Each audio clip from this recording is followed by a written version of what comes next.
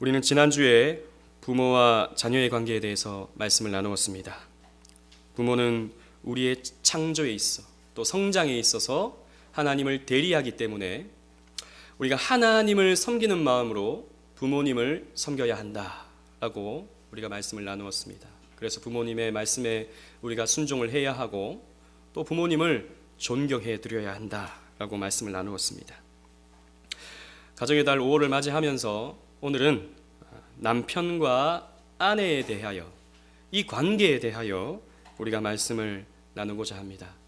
에베소서 말씀이 우리에게 계시해주고 있는 이 진리의 말씀을 함께 나누고자 합니다. 첫 번째로 우리가 생각할 것은 성도는 남편과 아내의 관계로 그리스도와 교회의 관계를 배운다는 것입니다. 아까 읽었던 31절과 32절을 제가 읽으면, 그러므로 사람이 부모를 떠나 그의 아내와 합하여 그 둘이 한 육체가 될지니 이 비밀이 크도다. 나는 그리스도와 교회에 대하여 말하노라 라고 하였습니다.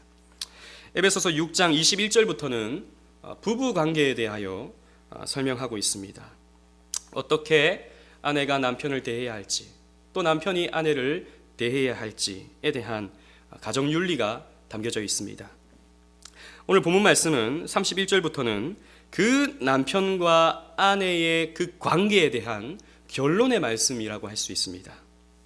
그래서 이 본문 앞부분에 그러므로라고 시작하고 있죠. 이 그러므로라는 말이 나올 때는 우리는 항상 성경에서 주의해 봐야 됩니다. 왜냐하면 결론과 같은 말씀이기 때문입니다.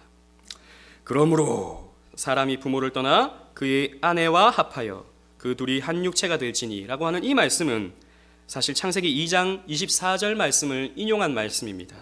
우리 주보에 있는 창세기 2장 24절 말씀 다 같이 읽겠습니다. 시작. 이러므로 남자가 부모를 떠나 그의 아내와 합하여 둘이 한 몸을 이룰지로다. 이 말씀, 이 창세기 2장 24절 말씀을 인용하여서 지금 사도 바울은 에베소서를 기록하고 있는 것입니다.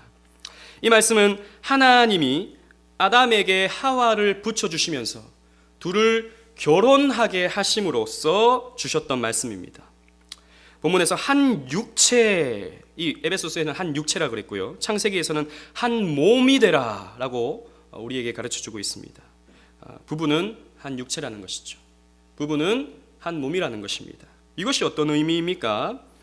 이 말씀을 또 예수님이 신약에서 한 번 더 인용을 하셨는데 우리 그 말씀도 한번 읽어보도록 하겠습니다. 주보에 있는 대로 마태복음 19장 6절 말씀 다 같이 읽겠습니다. 시작. 그런즉 이제 둘이 아니요 한 몸이니 그러므로 하나님이 짝지어 주신 것을 사람이 나누지 못할지니라 하시니. 한 몸이다 라는 이 말씀은 하나님이 짝지어 주신 것이다 라는 것으로 예수님은 해석하셨습니다. 여러분, 결혼은 우리 뜻대로 한 것이 아니라는 것이죠. 내가 이 사람이 좋아서, 내가 이 사람이 너무 사랑스러워서, 이 사람과 결혼하면 너무 행복할 것 같아서 결혼한 것 같지만, 실제로 그렇게 결혼했죠.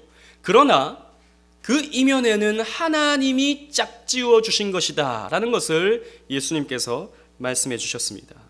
그래서 여러분, 결혼 생활 가운데 남편에게 갖는 불만, 아내에게 갖는 불만 있을 수 있습니다. 그러나 한편으로 생각해 본다면 하나님이 내게 짝지어 주신 배우자인데, 여러분들이 혹시라도 결혼 생활에 후회를 하고 계신다면 혹은 불평하고 계신다면 그것은 어쩌면 하나님께 대한 불평과 불만일 수 있는 거예요. 그래서 여러분, 결혼 생활에 있어서 배우자에게 대한 불평과 불만을 갖는 것, 후회하는 마음을 갖는 것, 그런 마음 없겠지만 그것은 바람직하지 않은 것입니다. 또 예수님은 이 한 몸이 되었다라는 이 말씀을 나누지 못하는 것이다 라고 해석하셨습니다. 나누지 못할지니라 라고 말씀하셨거든요. 한 번 결혼한 것은, 한 번 결혼 언약으로 맺어진 것은 결코 사람이 나눌 수 없다라는 것입니다. 오늘날로 우리가 이 말씀을 이해하면 이혼할 수 없다라는 말씀입니다. 여러분, 과장된 수치일 수 있으나 결혼하는 세 쌍 가운데 한 쌍은 이혼을 한다고 합니다. OECD 국가 가운데 가장 이혼율이 높은 나라가 이제 이 대한민국이 되었습니다. 젊은 사람들이 이혼하는 것도 많지만 나이가 들어서 50대, 60대의 이혼율은 점점 더 늘어나고 있는 형편입니다. 성격 차이 때문에, 혹은 경제적 문제 때문에, 혹은 고부 간의 갈등 때문에 여러 가지 이유로 오늘날의 이혼이 너무나도 빈번해졌는데, 예수님께서는 하나님이 짝지어 주신 것을 사람이 나눌 수 없다라고 말씀해 주셨습니다. 여러분 생각해 보십시오. 한 몸은 나뉘어지게 된다면 곧 죽음을 의미합니다. 한 육체가 나누어지게 된다면 그것은 곧 사망을 의미합니다. 그러므로 그리스도인들은 결코 이혼이 선택의 여지가 될 수가 없습니다. 물론 성경에서도 음행의 용고로는 나누어질 수 있다라고 말씀하고 있죠. 그러나 그것도 오늘날에 무슨 어떤 약간의 문제가 생기면 이혼할 수 있는 그런 근거가 되지는 못합니다. 제가 이렇게 TV를 요즘에 가끔씩 보고 있는데, 제 아내가 참 좋아하는 프로그램 중에 하나가 동상이몽이라는 프로그램이 있어요. 거기 보면 오랫동안 25년째 이렇게 결혼 생활을 하고 있는 이무송 그리고 노사연 부부가 이렇게 나와서 이렇게 살아가는 모습을 보여주고 있는데 참 재밌더라고요. 거기에서 그냥 잠깐 들었던 이야기인데, 이 노사연 씨는 이 이무송 남편에게 이혼하자는 말을 2만 번 가까이 했다고 합니다. 결혼하자마자 일주일 만에 이혼하자, 이혼하자, 이 말들을 그냥 입에 달고 살았다고 합니다. 물론 제가 보니까 이 노사연 씨가 이무송 씨를 굉장히 사랑하더라고요. 사랑하고 또 이만큼의 기대치가 있는데 그 기대치가 이렇게 채워지지 않으니까 그런 불평 조금 이렇게 알아줬으면 하는 마음으로 이혼하자라고 했겠지만, 진심이 아니라고 생각하지만, 그러나 여러분 노사연 씨도 성도 아닙니까? 그리스도인 아닙니까? 성도에게 있어서 이혼하자라는 말은 결코 나와서는 안 되는 그런 말이라는 것이죠. 바람직하지 않다는 말입니다. 왜? 하나님이 짝지어 준 것을 한 몸이 나뉘어질 수가 없기 때문입니다. 그러면 왜 남편과 아내는 결혼을 통해 한 몸이 되는가? 여러분, 이것은 하나님이 뭔가를 가르쳐 주시기 위함입니다. 그냥 우리가 남편과 아내가 함께 살면 행복하니까 한 몸이 되고 결혼해야 된다, 이것이 아니고 우리는 구속론적으로 생각을 해야 된다는 것이죠. 하나님은 이 결혼 관계를 통해서, 결혼 언약을 통해서 우리에게 뭔가를 가르쳐 주시기를 원하신 것입니다. 무엇입니까? 그리스도와 교회의 관계를 가르쳐 주시기를 원했다는 것입니다. 그래서 32절 말씀에 이 비밀이 크도다 라고 말씀하고 있는 것이죠. 즉 남편과 아내의 하나됨, 이것은 비밀이다 라고 사도 바울은 말하고 있는 것입니다.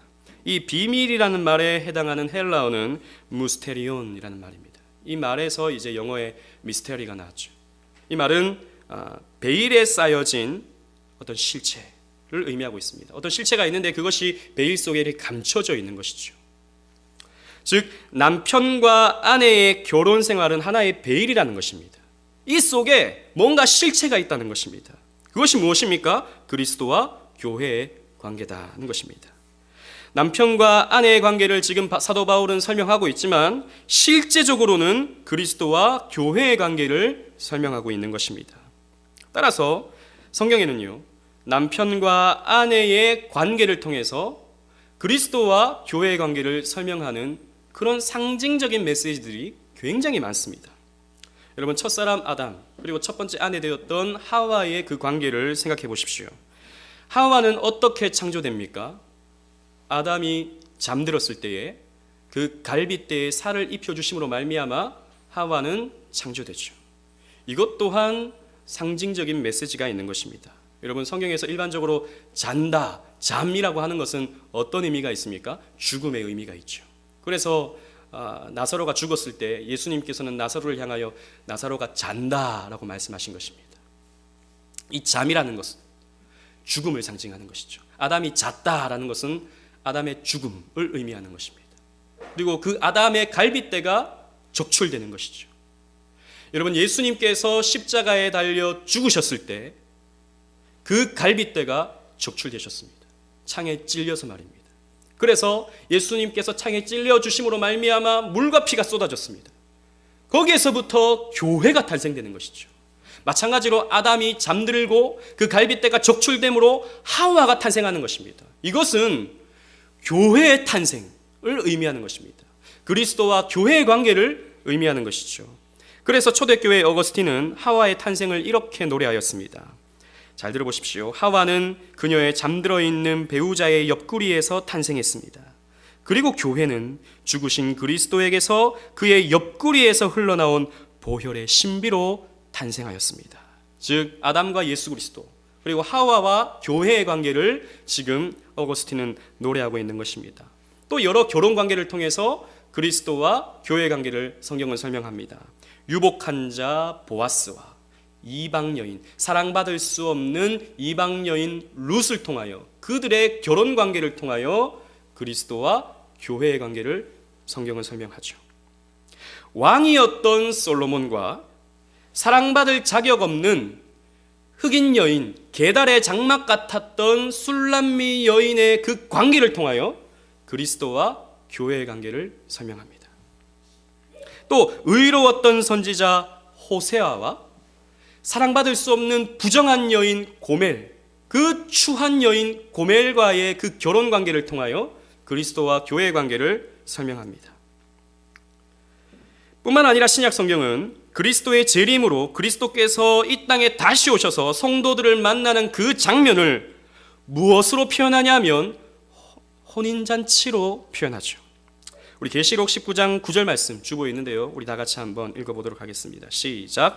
천사가 내게 말하기를 기록하라. 어린 양의 혼인잔치에 청함을 받은 자들은 복이 있도다 하고 또 내게 말하되 이것은 하나님의 참되신 말씀이라 하기로. 예수님께서 이 땅에 다시 오셔서 새하늘과 새 땅을 우리에게 배설해 주시는데 그것을 어린 양의 혼인잔치라고 계시록은 표현하고 있는 것입니다. 예수님과 우리가 만나는 그때가 혼인잔치인 것이죠. 여러분, 그리스도와 교회는 한 몸입니다. 그것을 성경은 우리에게 가르쳐주고 있습니다. 요한복음 15장 5절 말씀 우리 다 같이 한번 또 읽어보도록 하겠습니다. 시작. 나는 포도나무요 너희는 가지라. 그가 내 안에 내가 그 안에 거하면 사람이 열매를 많이 맺나니 나를 떠나서는 너희가 아무것도 할 수 없음이라. 여러분, 우리가 그리스도 안에 있다. 교회가 그리스도 안에 있다. 그리고 그리스도가 우리 안에 있다. 그리스도가 교회 안에 있다 라고 예수님께서 말씀해 주셨습니다. 여러분, 이것은 우리에게 무엇을 가르쳐 줍니까? 그리스도와의 연합, 유니온 크라이스트. 우리는 그리스도와 하나가 된 것입니다. 믿음으로 말미암아 우리는 그리스도와 한 몸이 된 것입니다. 우리가 그리스도와 연합하여 그리스도의 뜻이 내 뜻이 되고 그리스도의 비전이 나의 비전이 되고 그리스도의 삶이 나의 삶이 되어야 하듯이 부부는 한 뜻, 한 비전, 한 삶을 함께 살아가는 것입니다. 이것을 이 본문이 가르쳐주고 있는 것입니다. 그리스도와 교회가 나뉘어질 수 있습니까? 그리스도와 교회가 찢어질 수 있습니까? 결코 그런 일은 없습니다. 여러분, 마찬가지로 부부도 그렇기 때문에 나뉘어질 수 없는 것입니다. 그리스도와 교회를 상징하기 때문입니다. 요한복음 13장 1절 말씀에 예수님께서는 교회를 향하여 이렇게 말씀하셨습니다. 다 같이 읽겠습니다. 시작. 유월절 전에 예수께서 자기가 세상을 떠나 아버지께로 돌아가실 때가 이른 줄 아시고 세상에 있는 자기 사람들을 사랑하시되 끝까지 사랑하시니라. 예수님께서 제자들을 향하여 사랑을 베푸시는데 어떻게 사랑하십니까? 끝까지 사랑하신다 그랬습니다. 예수님께서는 결코 저와 여러분들을 버리지 아니하십니다. 예수님께서는 흠 많고 죄 많고 연약한, 그래서 때로는 하나님을 믿지 않는 사람처럼 살아간다고 하는 우리들은이지만 그렇다고 해서 우리를 결코 내버려 두시지 않으십니다. 모른다 하지 않으십니다. 끝까지 우리를 용서하시고 품에 안으시고 저 천국으로 우리를 인도하시는 우리 주님이십니다. 마찬가지로 부부도 그러하다는 것입니다. 부부는 끝까지 사랑하는 것입니다. 남편은 아내를 끝까지 사랑하는 것입니다. 아내도 남편을 끝까지 사랑하는 것입니다. 나뉘어질 수가 없는 것입니다. 두 번째로 이 에베소서 말씀이 우리에게 가르쳐주는 것은 성도는 남편과 아내의 관계에서 구속론적 질서를 따라야 한다는 것입니다. 33절 말씀에 그러나 너희도 각각 자기의 아내 사랑하기를 자신같이 하고 아내도 자기 남편을 존경하라고 우리에게 말씀하고 있습니다. 이것은 하나님이 구속론적인 메시지를 통해서 우리에게 주신 부부윤리입니다. 그리고 부부의 질서입니다. 그러나 여러분, 본문 말씀을 좀 읽어보면 그러나라는 말이 좀 문맥에 맞지 않는 것 같습니다.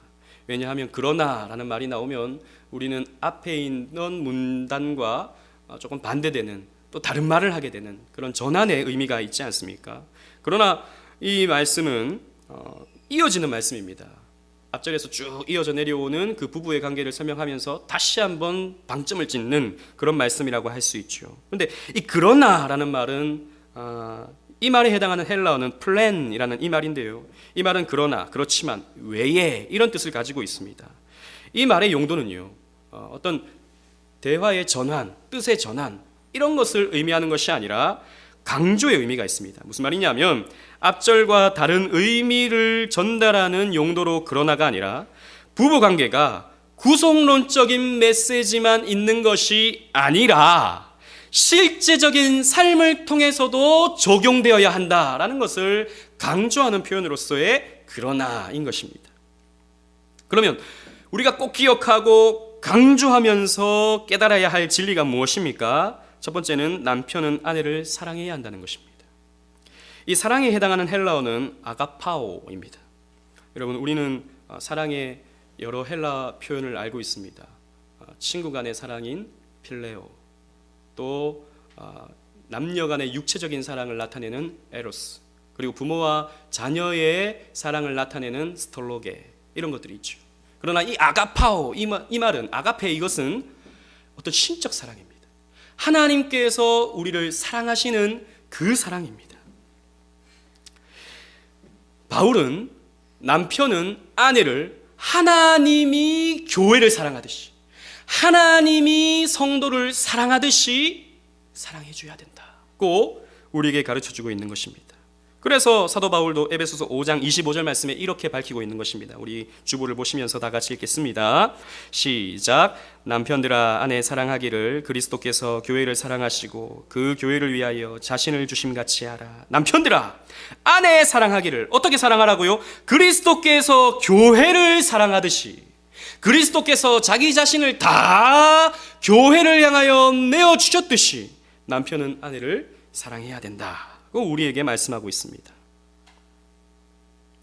이 사랑은 너무 힘든 사랑이죠. 사실 불가능한 사랑일 수도 있습니다. 우리가 어떻게 예수님처럼 사람을 사랑할 수 있겠습니까? 불가능에 가깝습니다. 그러나 그러한 마음을 갖고, 그러한 자세를 갖고 남편들은 아내를 사랑해야 한다는 것입니다.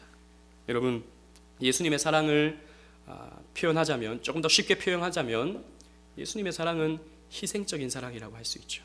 여러분, 사랑이 무엇입니까? 사랑이 무엇입니까? 사랑은 눈물의 씨앗입니까? 저는 그 말도 참 맞는 말이라고 생각합니다. 눈물의 씨앗. 사랑은 좋은 것이죠. 사랑은 아름다운 것입니다. 그러나 사랑의 진짜 의미는 희생입니다. 예수님께서 희생해 주심으로 말미암아 우리를 사랑해 주셨잖아요. 여러분, 남편은 아내를 위하여 희생할 수 있어야 된다는 것입니다. 자기 삶만을 생각하고, 자신의 야망만을 생각하고, 자신의 어떤 목적만을 생각하면서 아내에게 희생만을 강요하는 것은 결코 사랑이 아닌 것이죠. 그것은 이기적인 삶일 뿐인 것입니다. 부부라면, 특히 구속받은 하나님의 백성인 부부라면 남편은 아내를 위해 희생할 수 있어야 한다는 것입니다. 무엇이 힘든지, 무엇이 어려운지, 특히 아이들을 키우는 것이 얼마나 힘든 일입니까? 저도 사실 이렇게 말할 자격이 없는 사람이지만 그래도 조금 나름대로 도와주려고 애썼지만 좀 개척한다고 이렇게 잘 신경을 많이 못 썼는데, 그래도 그 마음을 알아주고 힘든 것을 이해해주고 또 그렇게 용기를 북돋워 줄 수 있는, 그래서 뭔가 또 나누어서 짐을 질 수 있는 그런 자세가 남편들에게 필요한 것이죠. 또 두 번째로 우리가 이 본문 말씀을 통해 생각해야 되는 것은 아내는 남편을 존경해 주어야 한다는 것입니다. 이 존경에 해당하는 헬라어는 포베오라는 이 말인데요, 이 말은 사실 어떤 그냥 존경이라는 표현은 굉장히 약한 표현입니다. 이 포베오라는 말은 두려움 혹은 경외라는 의미도 있는 것입니다. 여러분, 교회가 주님을 어떻게 섬깁니까? 경외함으로 섬기죠. 하나님을 경외하는 마음으로 주님을 섬기지 않습니까? 마찬가지로 그런 마음으로 아내는 남편을 존경하며 높일 필요가 있다는 것입니다. 바울은 이런 맥락에서 에베소서 5장 24절에 이렇게 우리에게 말씀하고 있습니다. 다 같이 읽어보겠습니다. 시작. 그러므로 교회가 그리스도에게 하듯 아내들도 범사에 자기 남편에게 복종할지니라. 복종하라 그랬습니다. 굉장히 기분 나쁜 말이죠. 요즘에 그 아내 보고 남편에게 복종하라 그러면 살아남기 좀 힘들 것 같습니다. 요즘에는 일반적으로 제가 이렇게 보면 대부분 남편이 아내에게 복종하는 경우가 훨씬 더 많은 것 같습니다. 특히 젊은 부부들은 제가 봤을 때 7, 80%는 그런 것 같습니다. 그 가정의 결정권자는 대부분 아내에게 있는 것을 많이 봅니다. 그래서 이런 말씀이 최근에 자유주의자들이나 조금 성경을 상황윤리로 해석하는 사람들은 이 말씀은 그 시대에게나 적용되는 말씀이다라고 이렇게 치부하는 경우가 있습니다. 이 말씀은 그때 그런 문화권에서나 적용되는 말씀이지 이렇게 여건이 신장된 현 시대에는 맞지 않는 말씀이다. 그래서 이 말씀은 그냥 넘어가도 되는 말씀이다라고 주장하는 사람들이 적지 않습니다. 그러나 여러분, 성경은 어느 시대에나 적용되는 진리의 말씀입니다. 어느 장소에서나 똑같이 적용되는 절대 진리의 말씀입니다. 여러분, 물론 우리 한국 사회는 가부장제라고 하는 그런 문화에서 여성이 일방적으로 희생하고 어떤 남성의 권위에 일방적으로 눌려 있는 그런 상황에 있다 보니까 이런 뭐랄까요? 저는 나름대로의 여권 신장 운동은 필요하다고 생각합니다. 그러나 우리는 하나님의 말씀을 떠나서 이해해서는 안 되는 것이죠. 성경은 물론 남녀의 인격적 동등성을 강조하고 있습니다. 남자는 남자로서의 역할이 있고 여자는 여자로서의 역할이 있다라고 성경은 우리에게 가르쳐주고 있죠. 이것은 동등한 것입니다. 그러나 성경은 남자의 역할과 여자의 역할은 분명히 구별하고 있는 것은 사실입니다. 무슨 말이냐면 남자에게는 하나님께서 육체적인 힘을 주셨고 여자에게는 정서적인 섬세함을 주셨죠.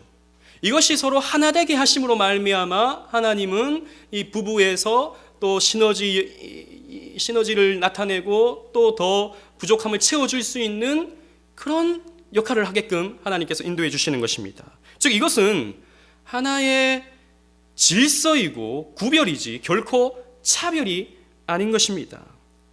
다시 한번 정리하자면 남편은 아내를 존중해야 된다는 것입니다. 남편은 아내를 신뢰할 수 있어야 된다는 것입니다. 결코 무시해서는 안 된다는 것입니다. 남편을 마치 하나님을 섬기듯이, 이렇게 표현하면 조금 어떨지 모르겠지만 성경이 그렇게 우리에게 밝히고 있으니까요. 주님을 섬기듯이 남편을 섬겨줄 수 있어야 한다는 것입니다. 그러나 우리가 꼭 기억해야 될 것은 이 땅의 남편과 아내의 관계는 완전하진 않다는 것입니다. 여러분, 아무리 사랑해 주려고 해도, 아무리 서로 존경해 주려고 해도, 그렇게 서로 애를 써도 오해가 자꾸 생깁니다. 갈등이 자꾸 생깁니다. 아무리 노력해도, 아무리 애를 써도 싸우게 되고 문제가 일어나게 되는 것이죠. 여러분, 이 땅에서의 결혼관계는 반드시 갈등과 아픔을 동반하게 되어 있습니다. 왜 그렇습니까? 이 땅의 결혼관계는 그리스도와 교회의 관계를 모형하는 것이지 그 자체는 아니기 때문입니다. 무슨 말이냐면 우리가 남편을 섬길 때 주님 섬기듯이 섬겨야 하는 것은 맞지만 그렇다고 남편이 예수님은 아니라는 것입니다. 예수님은 아니기 때문에 부족함이 있죠. 연약함이 있는 것입니다. 이기적인 모습이 있는 것입니다. 그러니 갈등이 있는 것이죠. 이 땅에서의 혼인이 저 하늘나라에서 완벽하게 성취되는 혼인잔치는 아닌 것입니다. 여러분 생각해 보십시오. 만약에 이 땅에서 저 하늘나라와 같은 혼인잔치를 이 땅에서 삶을 살아간다면, 그런 삶을 누린다면 우리가 저 새하늘과 새 땅을 기다리겠습니까? 소망하겠습니까? 주님의 재림을 기다리겠습니까? 이 땅에서 이미 충분히 누리고 있는데 아닌 것이죠. 여러분, 하나님은 이 땅에서 불완전한 관계를 우리에게 허락해 주심으로 완전한 저 새하늘과 새 땅을 소망하게 하시는 거예요. 그래서 한편으로는 이 땅에서의 여러분 불완전한 남편과 아내의 관계, 이것이 어떻게 보면 자연스러운 것입니다. 왜 우리는 이렇게 자꾸 싸우나? 왜 우리는 이렇게 자꾸 갈등하나? 도대체 문제가 뭔가? 여러분, 문제가 왜 생겨난 것입니까? 물론 우리가 죄가 있기 때문이죠. 그러나 이 땅은 불완전하기 때문입니다. 우리는 불완전함을 발견할 때마다, 연약함을 발견할 때마다, 문제를 발견할 때마다 저 완성될 새하늘과 새 땅, 거기에서 만나게 될 우리의 신랑 예수 그리스도를 소망해야 되는 것입니다. 하나님의 목표는 이 땅에서의 완벽한 가정생활이 결코 아닙니다, 여러분. 하나님의 목표는 우리의 천상생활입니다. 그리스도와 교회의 혼인잔치가 배설되는 저 새하늘과 새 땅의 삶으로 우리를 이끌어 가시기 위하여 잠깐 맛을 보여주시는 거예요. 남편과 아내의 관계 속에서. 여러분, 그래도 결혼하면 좋잖아요. 그렇지 않습니까? 표정. 저는 너무 좋은데. 근데 표정을 잘 지으셔야 돼요. 결혼하면 좋잖아요. 저는 너무 행복한데요. 제가 누구 듣기 때문에 제가 이런 말 하는 게 아니고 저는 결혼하니까 너무너무 좋은데요. 그러나 맛을 보는 것입니다. 이것이 완전한 것은 아닌 것입니다. 완전한 맛은 저 천국에서 우리는 맛보는 것입니다. 그래서 여러분, 다른 부부와 여러분들의 그 부부 관계를 비교하면 안 됩니다. 저 TV에 나오는 우효강 씨인가요? 추자연 씨인가요? 그 사람들이 막 알콩달콩 이렇게 살아가는 모습 보면은 사람들, 저 부부는 저렇게 하는데 왜 당신은, 저 남편은 저렇게 해주는데 왜 당신은 안 하냐? 그런 말 하면 안 되는 것이죠. 저 아내는 저렇게 해주는데 왜 당신은 안 하냐? 저 부부는 저렇게 행복해 보이는데 왜 우리는 이 모양 이 꼴이냐?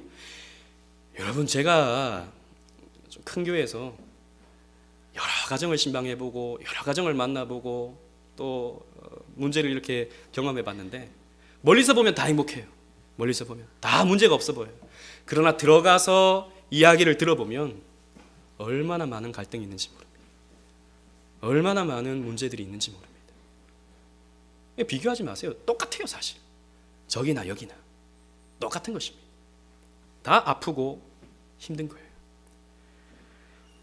그러니 여러분, 원래 그런 거니까 우리도 그냥 이 모양 이꼴로 살자, 이게 아니고 오늘의 결론 말씀이 이것입니다. 여러분, 남편이 존경스럽지 않아도 존경해 줘야 됩니다.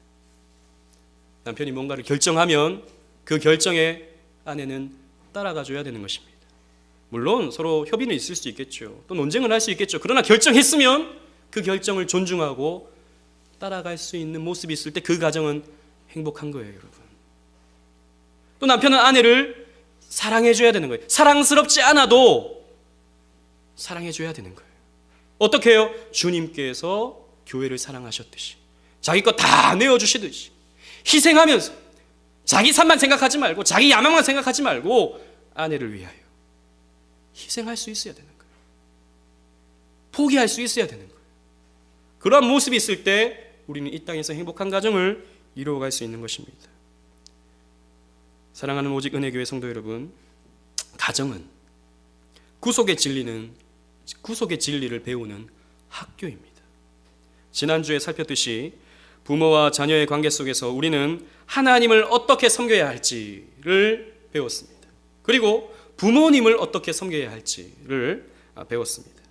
또 오늘은 그리스도가 교회를 어떻게 사랑하는지, 또 교회가 어떻게 주님을 섬기는지를 통해 남편이 아내를, 또 아내가 남편을 어떻게 대해야 되는지에 대해서 우리가 살펴보았습니다. 중요한 것은 우리는 이 가정은 구속을 배운다는 것이죠. 하나님의 구속의 경륜을 배운다는 것입니다. 그것을 더 우리는 깊이 체험하기 위해서 남편은 아내를 사랑하고 아내는 남편을 존경해 줘야 되는 것이죠. 여러분, 남편들이여, 아내를 사랑하시기를 바랍니다. 그리스도께서 교회를 위하여 자신을 다 내어주신 것 같이 말입니다.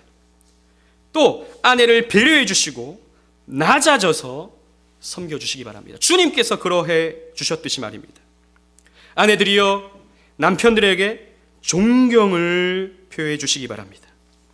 남편의 결정을 마치 주님의 뜻처럼 받들고 순종해 주시기 바랍니다. 당신이 먼저 그렇게 하라고, 당신이 먼저 그렇게 하면 내가 그렇게 하겠다고, 당신이 먼저 그렇게 나를 좀 존경해 달라고, 이렇게 서로 요구하지 말고 자신이 먼저 그렇게 손 내밀고 자신이 그렇게 존경하고 사랑해 주시기 바랍니다. 그렇게 할 때 우리는 저 하늘의 그 혼인잔치의 기쁨을 이 땅에서 맛볼 수 있는 거예요. 행복할 수 있는 것입니다. 그리고 행복한 가정이 될 뿐만 아니라 주님의 마음을 배우게 됩니다. 주님께서 우리를 어떻게 사랑하시는지를 배우게 됩니다. 그리고 또 우리는 어떻게 주님을 사랑해야 될지를 배우게 됩니다.